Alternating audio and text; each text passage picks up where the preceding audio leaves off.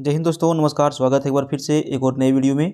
तो दोस्तों यहाँ पर आप जो है इस वीडियो में जीके के 30 प्रश्नों का टेस्ट लगाने वाले हैं। वीडियो के अंत तक बने रहिएगा। सारा प्रश्न आपका यहाँ पे इम्पोर्टेंट जो है यहाँ पे लिए गए हैं। ठीक है, चलिए हम लोग बिना समय को बर्बाद किए स्टार्ट कर लेते हैं पहला प्रश्न से। बहुत ज़्यादा इंपॉर्टेंट सवाल दोस्तों यहाँ पे पूछा जा रहा है कि निम्नलिखित में से किसको आरबीसी का कब्रिस्तान कहा जाता है। देखिए, आरबीसी का पूरा नाम सबसे पहले आपको बता देते हैं कि रेड ब्लड सेल यानी कि लाल रक्त कोशिका, ठीक है, कनिका, इसका जो है पूरा नाम होता है। तो सही आंसर इसका क्या हो जाएगा, निम्नलिखित में से किसको आरबीसी का कब्रिस्तान कहा जाता है। करेक्ट आंसर आपका ऑप्शन बी के साथ चला जाएगा। प्लीहा जो है आरबीसी का कब्रिस्तान कहा जाता है। तो कितने लोगों का सही आंसर था कमेंट करिए। प्रश्न संख्या 2 देखिए, जो बहुत ज़्यादा इंपॉर्टेंट सवाल है।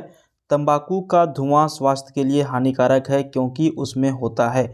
देखिए, ऐसे भी तंबाकू का सेवन जो है नहीं करना चाहिए लोगों को। सरकार के द्वारा भी इसका ऐड किया जाता है, लेकिन बिकना कहीं बंद नहीं होता है, ये अलग बात है। हालांकि हम लोग प्रश्न की ओर आते हैं। तंबाकू का धुआं जो है स्वास्थ्य के लिए बहुत ज़्यादा हानिकारक होती है, क्योंकि इसमें जो है कुछ ऐसे तत्व पाए जाते हैं जो सेहत के लिए बिल्कुल ही नुकसानदेह होते हैं। सही आंसर क्या हो जाएगा, इसमें निकोटीन पाया जाता है। ठीक है, और यही जो है हमारे शरीर के लिए हानिकारक होता है, निकोटीन का। अगला प्रश्न देखिए, प्रश्न संख्या 3 क्या पूछ रहा है कि शरीर के साथ संपर्क में स्प्रिट ठंडी अनुभूति देती है क्योंकि वह, देखिए, जैसे ही स्प्रिट हमारे बॉडी में टच करती है, सटता है या फिर हम लोग उसमें टच करते हैं, तो यहाँ पर जो है बहुत ही जो है ठंडी महसूस होती है हमें। इसका रीज़न क्या है, तो इसका रीज़न ये है क्योंकि ये जो है अत्यंत ही वाष्पशील होती है, इसलिए शरीर के साथ संपर्क करने पर स्प्रिट जो है हमें ठंडी अनुभूति प्रदान करती है। करेक्ट आंसर अत्यंत वाष्पशील हो जाएगा। अगला प्रश्न देखिए फ्रेंड्स, यहाँ पे निम्नलिखित में से किसको आरबीसी का कब्रिस्तान कहा जाता है। जस्ट इसका आंसर आपने देख लिया। इसका आंसर क्या होगा आपको कमेंट करना है, हम आंसर बताने वाले आपको इसमें से नहीं है। देखते हैं कितने लोग इसका सही आंसर करते हैं। अगला प्रश्न देखिए, भारतीय संसद में लोक लेखा समिति का अध्यक्ष कौन होते हैं।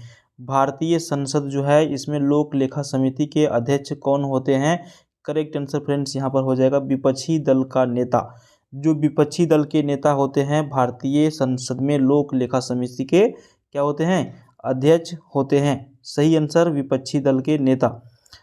बहुत ही इंपॉर्टेंट सवाल है और बहुत ही इजी सवाल है। किलोवाट घंटा एक यूनिट है किसका, क्या आंसर इसका हो जाएगा। तो देखिए फ्रेंड्स, करेक्ट आंसर हो जाएगा ऊर्जा का। बिल्कुल ऑप्शन ये यहाँ पर आपका सही जवाब होगा। अगला प्रश्न देखिए, मरकरी जो है क्या होता है। ठीक है, मरकरी जो है ये क्या है, क्या है, ठोस है, द्रव है, ठोस अधातु है या फिर द्रव धातु है। ठीक है, ठोस धातु है, द्रव अधातु है, ठोस अधातु है या फिर द्रव धातु। क्या आंसर होगा, मिलता जुलता ऑप्शन आपके सामने इसी तरह से रहेंगे।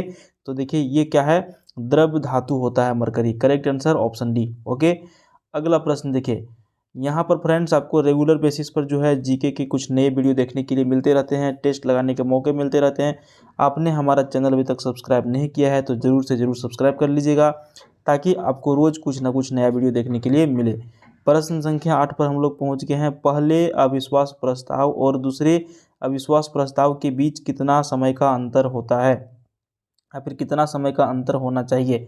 तो सही आंसर सभी लोगों को पता है, 6 इसका हो जाएगा, 6 महीने हो जाएगा। बिल्कुल सही आंसर। पहले अविश्वास प्रस्ताव और दूसरे अविश्वास प्रस्ताव के बीच का अंतर जो है 6 महीने का होना चाहिए। अगला प्रश्न है, किसके शासनकाल में वर्धमान महावीर और गौतम बुद्ध दोनों ने अपने सिद्धांतों के प्रवचन दिए थे।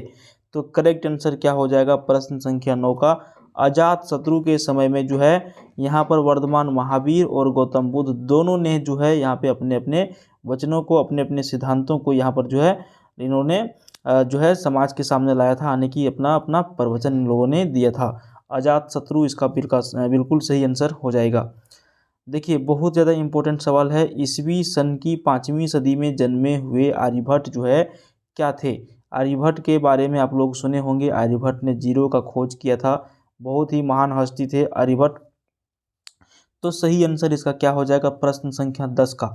तो देखिए सही आंसर इसका हो जाएगा प्रसिद्ध गणित शास्त्री और खगोलवेता थे कौन, आर्यभट्ट। इनकी जन्म कब हुई थी, तो ईसवी सदी की 5वीं में। ठीक है, अगला प्रश्न देखिए, पंडित भीमसेन जोशी का संबंध किस क्षेत्र से है। ऑप्शन ए में देखिए सारंगी से, ऑप्शन बी में गिटार से, ऑप्शन सी शास्त्रीय गायन से या फिर ऑप्शन डी तबला से। क्या सही आंसर हो जाएगा? ऑप्शन सी सही बिल्कुल आंसर हो जाएगा। शास्त्रीय गायन से संबंधित थे पंडित भीमसेन जोशी। अगला प्रश्न देखिए, मोहिनी अट्टम नृत्य जो है विकसित हुआ था किस राज्य में? आंध्र प्रदेश है ऑप्शन, कर्नाटक है, तमिलनाडु है या फिर केरल में है? तो इसका सही आंसर हो जाएगा ऑप्शन डी, मोहिनी अट्टम नृत्य जो है विकसित हुआ था केरल में। ठीक है, केरल में विकसित हुआ था। मसालों की राजधानी केरल कहलाती है। अगला प्रश्न देखिए, अगला प्रश्न पूछ रहा है कि भारत में सूफीवाद का संस्थापक निम्नलिखित में से कौन से थे या फिर कौन सा था? भारत में सूफीवाद का संस्थापक निम्नलिखित में से कौन थे? करेक्ट आंसर क्या चला जाएगा? ख्वाजा मोइनुद्दीन चिश्ती भारत में सूफीवाद का संस्थापक माने जाते हैं। वीडियो के अंत तक बने रहिएगा, बहुत ही जल्दी हम लोग इस वीडियो को कंप्लीट करने वाले हैं। आप बताइए कमेंट करके वीडियो आपको कैसा लग रहा है। प्रश्न सारे आपको इंपॉर्टेंट ही मिलेंगे, इसमें फालतू सवाल एक भी हमने इसमें नहीं डाला है। वीडियो के अंत तक आप जरूर बने रहिएगा। प्रश्न संख्या 14 पूछ रहा है, निम्नलिखित में से कौन विजयनगर साम्राज्य की या फिर राज्य का संस्थापक थे? तो विजयनगर साम्राज्य या फिर राज्य का संस्थापक इसमें माना जाता है हरिहर को। ठीक है, देखिए हरिहर एवं बुक्का, बहुत जगह आपको दोनों ऑप्शन मिल सकता है। ठीक है, ये हाथ से लिख रहे हैं इसलिए बड़ा बड़ा लिखा जा रहा है, लिखावट पे नहीं जाइएगा। निम्नलिखित में से कौन विजयनगर साम्राज्य का संस्थापक था? तो यहाँ पर सिर्फ हरिहर है तो हरिहर आप मार लीजिएगा, लेकिन अगर यदि कहीं आपको ऑप्शन हरिहर एवं बुक्का दोनों का मिले तो दोनों का आंसर मारिएगा। ठीक है, एक साथ आता है ये। अगला प्रश्न देखिए, निम्नलिखित में से किस ग्रीक शासक को चंद्रगुप्त मौर्य ने हराया था? सही आंसर हो जाएगा ऑप्शन बी, सेल्यूकस। ठीक है, निम्नलिखित में से किस ग्रीक शासक को चंद्रगुप्त मौर्य ने हराया था? तो चंद्रगुप्त मौर्य ने हराया था सेल्यूकस को, जो ग्रीक शासक था। ठीक है, नेक्स्ट क्वेश्चन देखिए, गीत गोविंद जो है, गीत काव्य के कवि कौन है? गीत गोविंद जो है ये पुस्तक है, ग्रंथ है, इसके जो कवि हैं ये कौन है? ठीक है, करेक्ट आंसर क्या हो जाएगा? ऑप्शन बी हो जाएगा, जयदेव के द्वारा जो है गीत गोविंद की रचना की गई है। देखिए, ऋग्वेद काल के देवता निम्नलिखित में से किसे माना जाता है? तो ऋग्वेद काल के देवता माना जाता है फ्रेंड्स इंद्र और अग्नि को। ठीक है, इंद्र और अग्नि जो है इनको ऋग्वेद काल के देवता माने जाते हैं। अगला प्रश्न है, महात्मा बुद्ध के प्रभाव से जो गणिका बौद्ध भिक्षुनी बन गई उनका नाम क्या था? तो महात्मा बुद्ध के प्रभाव से जो गणिका बौद्ध भिक्षुनी बन गई उनका नाम था आम्रपाली। करेक्ट आंसर क्या हो जाएगा? ऑप्शन ए के साथ चला जाएगा, आम्रपाली। अगला प्रश्न है, बीरबल का असली नाम क्या था? बहुत ही महत्वपूर्ण सवाल है। तो देखिए, बीरबल का असली नाम था महेश दास। करेक्ट आंसर ऑप्शन बी के साथ चला जाएगा। अगला प्रश्न है, वह पहला किला जिसको शिवाजी ने जीता था उसका नाम क्या था? तो वह पहला किला जिसको शिवाजी ने जीता था, करेक्ट आंसर हो जाएगा ऑप्शन ये, तोरण का किला, जिसको शिवाजी ने जीता था, पहला किला। नेक्स्ट क्वेश्चन देखिए, राष्ट्रीय गान जन मन के प्रणेता कौन है? या फिर आप इसको कह सकते हैं कि राष्ट्रीय गान जन मन के जो है रचयिता कौन है, किन्होंने ये गीत जो है, ये गान जो है लिखा था? तो सही आंसर चला जाएगा, रविंद्रनाथ टैगोर के द्वारा जो है इस गीत की रचना की गई थी, हमारा जो भी जनगण मन जो है। अगला प्रश्न देखिए, जैनियों के पहले तीर्थकार निम्नलिखित में से कौन थे? तो जैन धर्म के सबसे पहले तीर्थकार जो हुए फ्रेंड्स वो हुए थे Rishabhdev. Correct answer option D के साथ चला जाएगा।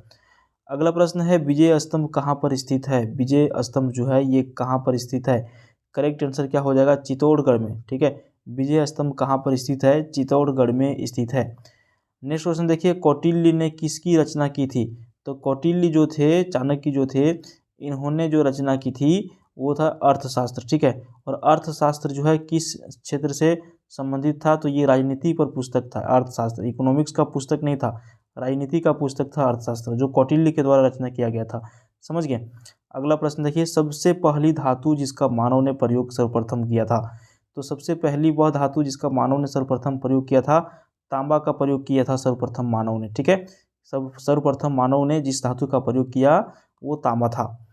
अगला प्रश्न देखिए, किसके शासनकाल में मेगास्थनीज भारत आया था? ठीक है, किसके शासनकाल में मेगास्थनीज भारत आया था? तो करेक्ट आंसर क्या हो जाएगा? चंद्रगुप्त मौर्य हो जाएगा। चंद्रगुप्त मौर्य के शासनकाल में मेगास्थनीज जो है भारत आया था। अगला प्रश्न देखिए, दिल्ली के लाल किले का निर्माण किसके द्वारा करवाया गया था? बहुत ही ज़्यादा इंपॉर्टेंट सवाल है। प्रश्न संख्या 27, दिल्ली के लाल किले का निर्माण शाहजहां के द्वारा करवाया गया था। ठीक है, अगला प्रश्न देखिए, दिल्ली के अंतिम मुगल बादशाह निम्नलिखित में से कौन थे? तो दिल्ली के अंतिम मुगल बादशाह यहाँ पर बहादुर शाह जफर, बिल्कुल करेक्ट आंसर हो जाएगा।